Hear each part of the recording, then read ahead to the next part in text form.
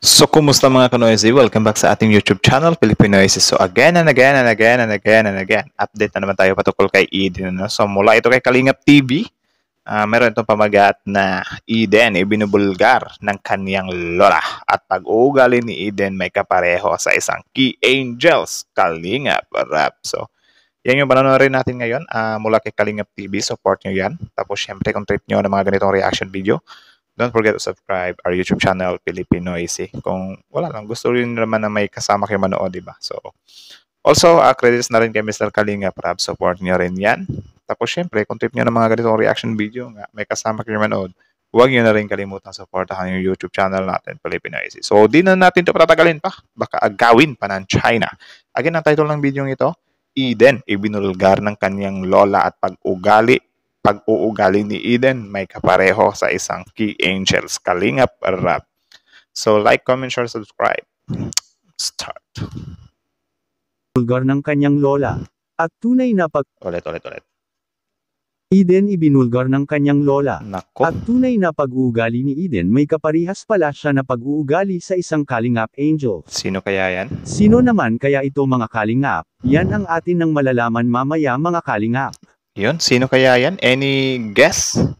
Isang mapagpalang araw sa inyong lahat mga Kalingap, sanay hindi nyo po makalimutan na mag-like sa video na ito mga Kalingap. Like the video. At paunawa tapusin muna ang kaboohan ng video na ito mga Kalingap at para malaman ang nilalaman nito. Okay. At maraming salamat po mga Kalingap sa pagpatuloy na pagsuporta lalo na kay Kuya Val Santos Matubang at Kalingap Rap. Support nyo rin yan, guys. Eden ibinulgar ng kanyang lola. Totoong pag-uugali ni Eden may kaparihas pala. Pero bago yun ay pag-usapan muna natin ang patungkol kay Eden mga Kalingap. Okay. Kung bakit hindi Ano naman kaya yan? siya palaging nakikita at nababalikan ni Kalingap Rab mga Kalingap. Nilinaw ni Kalingap Rab dati kay Eden mga Kalingap noong nabalikan nila ito si Eden sa bahay nila upang sabihin sa kanya mga Kalingap kung kailan ito magkakaroon ng Maganda talaga siya, Min. oras para makagawa ng isang vlog para sa kanya mga Kalingap. Si Eden ay inihalin tulad ng ilan nating mga viewers mga Kalingap kay Erica na dating beneficiary ni Kalingap Rab na magkaparihas anya ang dalawang ito mga Kalingap. Yun lang. Yun lang. Pero actually, iba din naman kasi yung kay Eden, men. Kasi may decision na siya eh. Like, wala. Decision niya rin yun na hindi talaga magpa-vlog. Siguro for some reasons. Like, yun nga, for example, baka may jowa siya. Baka lang naman tapos magsiselos.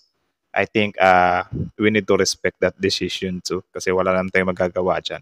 Itong kay Erica naman, yung issue kasi kay Erica, di ba, parang yung sulutan ng sponsor ba yun? Ewan ko lang kung totoo yun. Pero something like that, parang may mga ganong pangyayari, di ba? So parang ito kasing kay Erica, ibang instances din to, di ba, na nandyan ka na sa isang pangkat tapos dahil may mga offer, parang nahugot ka ba? So, I think magkaiba sila ng senaryo, ano. Luckily na lang itong kay Eden kasi parang honest din siya ba na, okay, kaya ko talagang pumasok, di ba? So, hindi talaga siya totally nang iiwan sa Eric kasi yun nga, hindi pa siya pumasok. Yan lang naman tuloy. Which is parang hindi naman mga Kalingap, bakit ko nasabing hindi? Dahil sa halatang magkaiba talaga si Eden at si Erica mga Kalingap dahil si Eden ay nakikita ni Kalingap Rab kay Eden mga Kalingap ay nahihiya itong matulungan ni Kalingap Rab na mapagawaan ng pabahay dahil nga ay minsan lang nga itong na-e-vlog mga Kalingap. Ngunit si Erica naman mga Kalingap ay nagpa-vlog nga ito kina Kalingap Rab ngunit kalaunan matapos makuha ang mga gusto ni Erica at matapos nitong magkaroon rin ng sponsors ay bigla na lang itong kumalas sa Team Kalingap. Yun lang.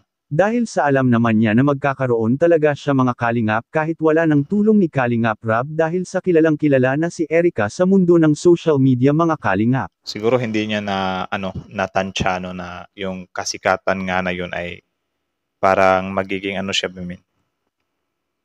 mag-turn down. Kasi yun nga parang binabatikos din talaga siya ng sobra. So actually, sad yung nangyari sa kanya, ika nga nila tragic, something like that. Kaya nasasabi kong hindi sila magkatulad ni Erica mga Kalingap dahil si Eden ay mas pinili pa nito na hindi gaanong ma-e-vlog ni Kalingap Rab. Kaysa palagi itong na-e-vlog at aalis naman kaagad kapag nakuha na ang mga gusto nito. Katulad na nga sa Kaya nagaganap nga sabi ko sa inyo, 'di ba, sobrang different nila.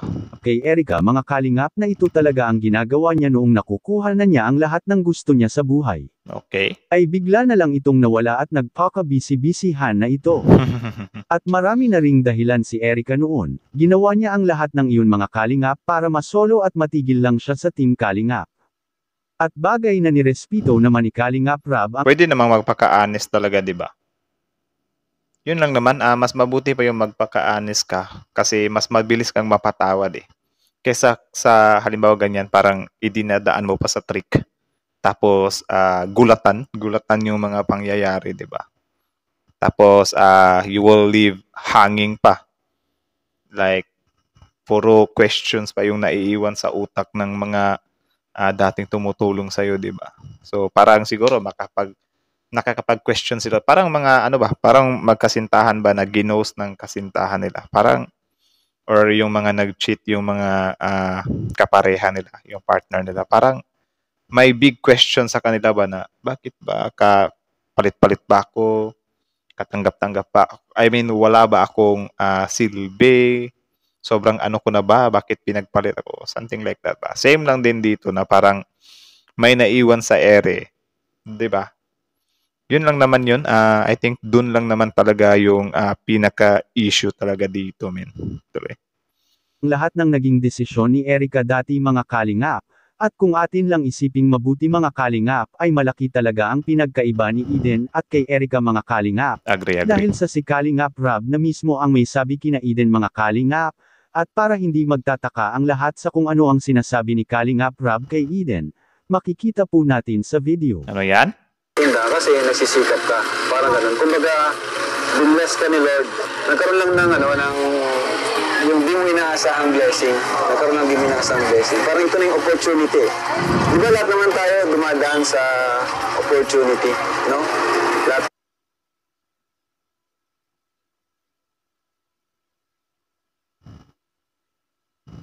'Di ba? Sabi ko sa inyo, usapang opportunity. Yun din naman yung tinutumbok ko. Pero yun nga, again, sabi ko sa inyo, kung ayaw talaga ng tao din, let's just respect their decisions na lang din. Ano. So, yun. Tuloy. Tayo may opportunity dumarating. Sa inyong Kalingap Angels, ito na yung dumating ng opportunity sa inyo. Para matupad yung pangarap mo na maging architect, engineer. Grabe, no? Ang hindi lang ginawa ni Eden mga kalingap ay hindi niya na-grab ang ibinigay na opportunity ni Kalingap Rab para sa kanya. Sayang. Anong masasabi niyo po mga kalingap tungkol dito? Please comment and God bless you all. 'Di ba? Sabi dito ni Mr. Kalingap, 'di ba? Kung ano yung mga ganyan, mga opportunity, tapos nabanggit niya pa na baka ito yung maging dahilan para maabot mo yung mga kurso mo or matupad mo yung mga kurso na gusto mong matapos sa kolehiyo, 'di ba? So, 'yun, I think malinaw din naman sa inyo 'yun, pati si Mr. Kalingap Rab ay sinabi niya or pinaliwanag niya mismo na itong mga gagawin natin ay something, ano lang siya, ano ba, stepping stone, something like that. Stepping stone lang, walang seryosohan. Yun nga, tawag dyan, serye-serye lang para lang din makatulong sa iyo, di ba?